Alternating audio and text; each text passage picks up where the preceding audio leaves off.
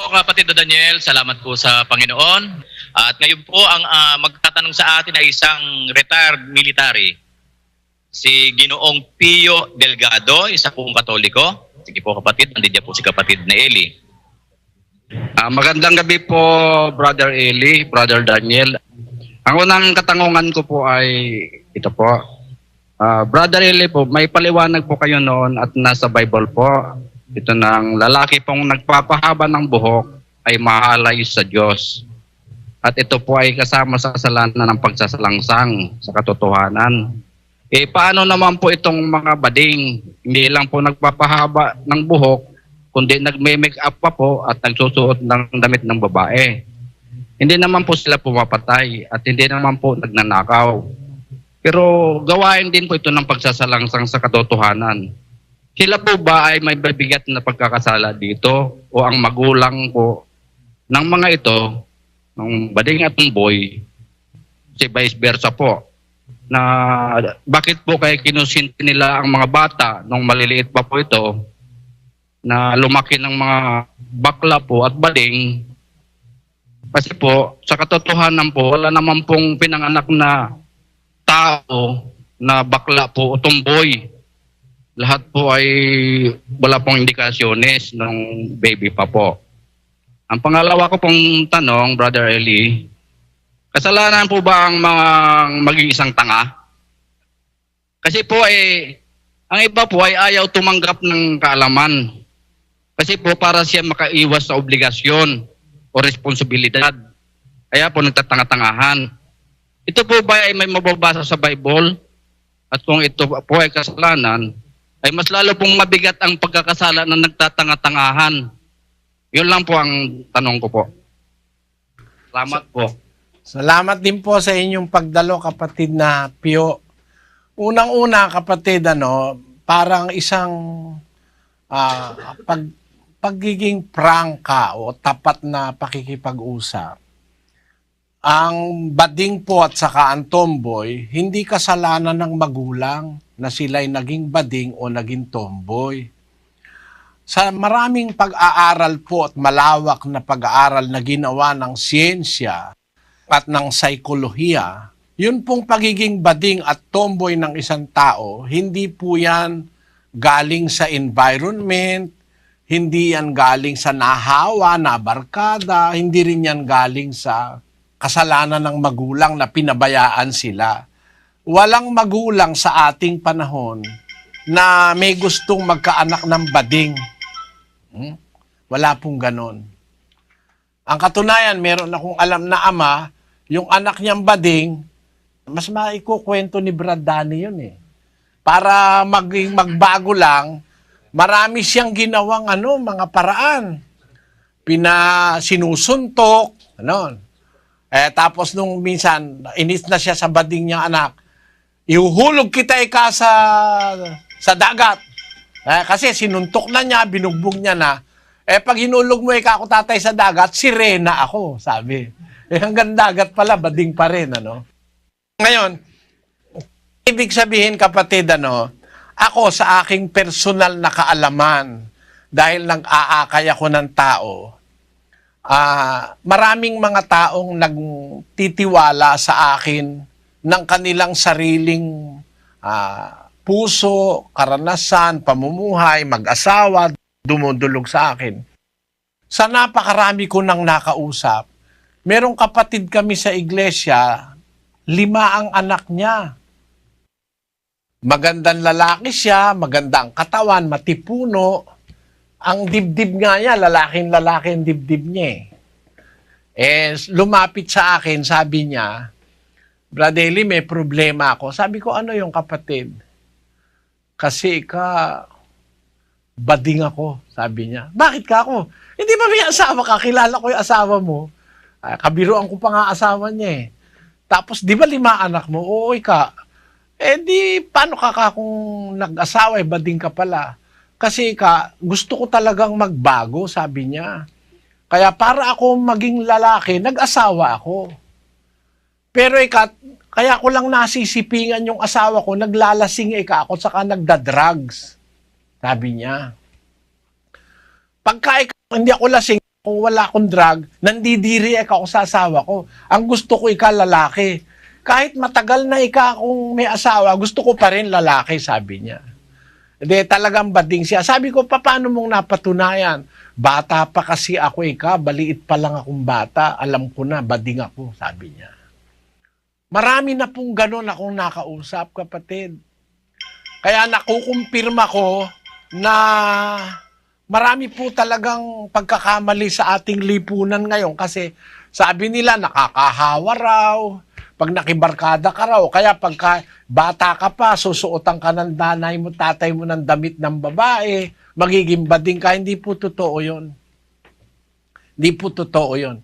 Sa pag-aaral ng siyensya, meron silang sinasabi na yung hormonal balance, mas mataas daw yung female hormones sa isang lalaki na bading. Mas mataas yung female hormone. Sabi nila sa siyensya. Tapos yun namang mga tomboy, mas mataas naman yung male hormones. Kaya siya nagkakaroon ng ganon. Pero hindi pa rin yun Hindi pa rin yun conclusive kasi may iba-ibang pananaw. Maraming schools of thought tungkol dyan sa pagkabading at saka sa pagkatomboy. Ngayon, ang masasabi ko sa inyo, yung pagsasaliksik, pag-aaral ng iba't ibang mga kondisyon ng buhay ng tao, yung pagiging bading kuminsan na pinagkakamali ang na-acquire o nahawa, yan po ay parang isang bagay na inborn sa tao. Talagang pinanganak siyang ganon. Ngayon, hindi naman po itinatakwil ng Diyos yung mga kung tawagin natin ay third sex. Kasi sabi sa Biblia, ang lahat ng tao gusto ng Diyos maligtas. Kung halimbawa, bading man ang isang tao, hindi ka naman nag-make-up, hindi ka naman nagsusuot ng damit ng babae, kahit na bading ka, hindi ka lumalabag sa utos, may pag-asa naman pong maligtas yan.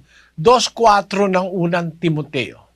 Na siyang may ibig na ang lahat ng mga tao'y mga ligtas at mga kaalam ng katotohanan. Ang Diyos po ang may ibig, lahat maligtas. Tao rin naman yung mga sinasabi nating bading at tomboy. Gusto rin ng Diyos maligtas yan. Basta masusunod sila sa utos At isa sa utos, yung nasa 22:5 ng Deuteronomio. Ang babae ay huwag mananamit ng nauukol sa lalaki, ni ang lalaki ay magsusuot ng pananamit ng babae, sapagkat sino mang gumagawa ng mga bagay na ito ay karumal-dumal sa Panginoon mong Diyos. Ayun, bawal lang magsuot ng pambabae, yung lalaki pambabae, karumal-dumal sa Diyos yun. Ano ibig ko sabihin, kapatid? Kung sa damit, bawal yon, lalo naman pagka makikipagtali ka na babae sa babae, lalaki sa lalaki, pinagbabawal din naman ng Diyos yun. Kaya kung halimbawa ay hindi naman lumalabag sa batas ang isang tao, nagsisikap naman siyang sumunod sa utos ng Diyos, kahit bading, kahit tomboy, kahit na kung ano pa tawag ng iba, silahis, basta sumusunod sa utos, may karapatan siyang maligtas. Doon sa tanong mo, kapatid, na hindi lang yung mahaba ang buhok, kundi nagme-make up pa, nagsusuot pa ng damit na pambabae, nagkakasala yon. Pero wag nating hatulan, baka dumating ang panahon, kasi dito sa samahan namin, maraming mga ganyan Meron pa nga naanib sa amin, nagpa-opera na nagpapalit na ng sex Hindi na siya lalaki, babae na talaga, pati sa sex niya, nagpa-opera siya. Tinanong niya, pwede ba raw siyang maligtas pa? Pwede ka ako dahil ang tao gusto ng Diyos maligtas Nagawa mo naman yan, hindi mo pa alam ang totoo, hindi mo pa alam ang aral, mapapatawad ng Diyos yan. Yan po ang aking masasabi, kapatid. Sa Diyos kasi, hindi siya nagtatangi ng tao. Maging tomboy, maging bading, maging lalaki, maging babae, maging bulag, maging pilay, maging negro, maging puti, sa isang talata ng Gs 34:35 ng Gawa. At binuka ni Pedro ang kanyang bibig at sinabi, Tunay ngang natatalastas ko na hindi nagtatangi ang Diyos ng mga tao, kundi sa bawat bansa, siya na may takot sa Kanya at gumagawa ng katwiran ay katanggap-tanggap sa Kanya. Yun. Kahit na ano pang klaseng tao, pag may takot sa Diyos, gumagawa ng katwiran, katanggap-tanggap sa Diyos, kapatid. Ang Diyos ay hindi nagtatangi ng mga tao. Kaya pare-pareho lang po tayong mahal ng Diyos.